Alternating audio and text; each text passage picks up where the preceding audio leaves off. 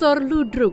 Begitulah sapaan Hendrikus Supriyanto yang telah bersinggungan dengan ludruk, sebuah kesenian drama tradisional Jawa Timur sejak ia berusia 13 tahun. Gelar doktor hingga profesor yang diraihnya mengukuhkan keterikatannya dengan kesenian asli Jawa Timur. Kiprahnya selama puluhan tahun menjadikannya saksi, sekaligus tokoh sejarah perkembangan seni pertunjukan ludruk dari masa ke masa. Kecintaannya pada ludruk bermula saat Hendrikus kecil menganggap ludruk adalah satu-satunya mega penghiburan saat hidup sedang terasa begitu berat. Berkaitan dengan kecintaan beliau pada ludruk, saya lihat ini berakar pada masa kecil ya. Jadi ayah saya itu sangat senang dengan masa kecil beliau di Desa Pagelaran, itu ada di Kabupaten Malang. Ya meskipun hidup beliau katanya miskin dan banyak kesusahan, tapi ludruk itu menjadi salah satu hiburan beliau, hiburan yang terbesar gitu ya, sehingga membuat beliau senang untuk terus meneruskan kesenian ludruk ini. Jadi dulu ceritanya beliau hampir setiap hari diajak oleh Pak D Prof Henry untuk keliling ikut kesenian ludruk.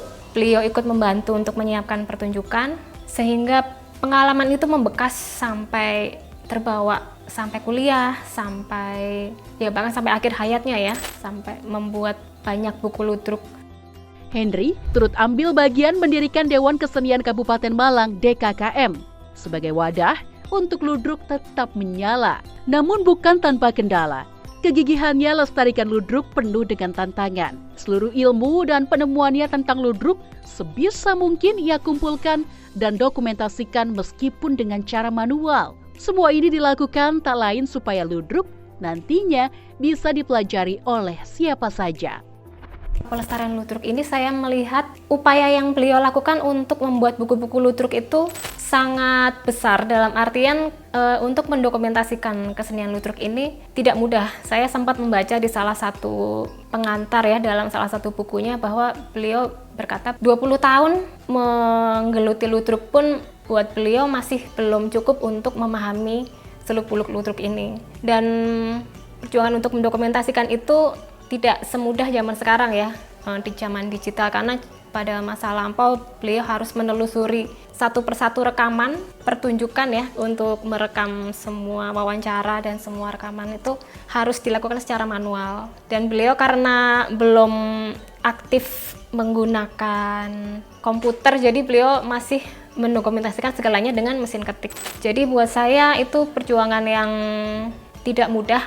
Dedikasinya terhadap ludruk dibuktikannya sejak duduk di bangku kuliah dengan mendirikan perkumpulan ludruk mahasiswa Katolika Chandra. Tahun 2000-an, ia juga mendirikan paguyuban Arek Ludruk Malang atau yang disebut dengan Palma, dan sempat menggelar pertunjukan yang ditayangkan di stasiun televisi internasional. Sejumlah seniman ludruk mengenang Hendrikus sebagai sosok yang selalu menjunjung ludruk tanpa pamrih dan rendah diri meski telah menyandang gelar tinggi.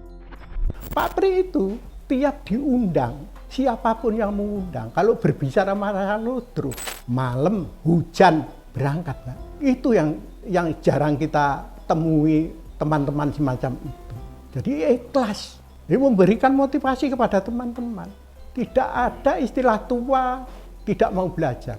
Yang penting harus belajar terus. Secara pribadi, memang Pak Pri lebih tua umurnya dibanding saya. Cuma Pak Pri itu sedang menghormati. Saya kadang-kadang malu sama Pak Hendri itu, sama teman-teman yang lain. Di waktu ada pertemuan di ludruk di Mojokerto, di mana Pak Hendri ada, saya ada.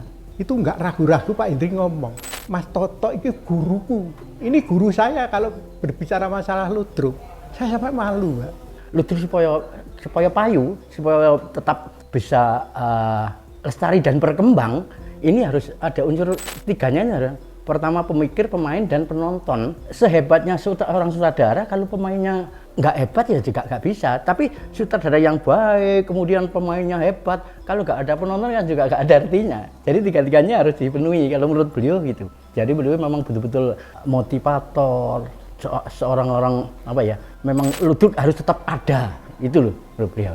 Pertama beliau itu sehingga bisa akrab dengan seniman ludruk. Beliau itu ketika ngomong sama teman-teman seniman ludruk, itu gelar itu ditinggal. Mas, biasa ngomong, gak ono prof, gak ono dokter. Profesor itu kanggone nduk kampus. Ya, kepeduliannya terhadap kesenian ludruk dibawa ke ranah ilmiah melalui disertasinya dan dipublikasikan dalam bentuk buku yang dapat diakses oleh masyarakat luas. Di lantai bawah rumah pribadinya, Henry juga mendirikan perpustakaan dengan koleksi buku tentang budaya, sejarah, dan sastra yang dapat dikunjungi oleh siapa saja, khususnya yang ingin mendalami seni ludruk. Pemerintah daerah setempat berkomitmen menjaga nyala semangat Henrikus terhadap ludruk agar dapat terus dikenal dan berkembang. Sementara teman-teman yang lain melakukan bermain ludruk, Pak Henrikus lebih sibuk dengan melakukan kajian-kajian ilmiah tentang kesenian ludruk itu sendiri. Sehingga sampai sekarang ini begitu banyak literasi-literasi yang ditulis sendiri oleh Pak Henrikus yang sepertinya memenuhi perpustakaan pribadi di rumah beliau ini. Itulah Pak Henrikus. Dan tentu kami selaku Kepala Dinas Pariwisata dan Kebudayaan Kabupaten Malang sangat bangga adanya Pak Henrikus ini, dan tentu saja karena Pak Henrikus sudah almarhum, kami beserta teman-teman pelaku seni, khususnya seni ludruk, ini akan terus mencoba untuk meneruskan, mengembangkan cita-cita luhur Pak Henrikus untuk mengembangkan ludruk ini ke depan.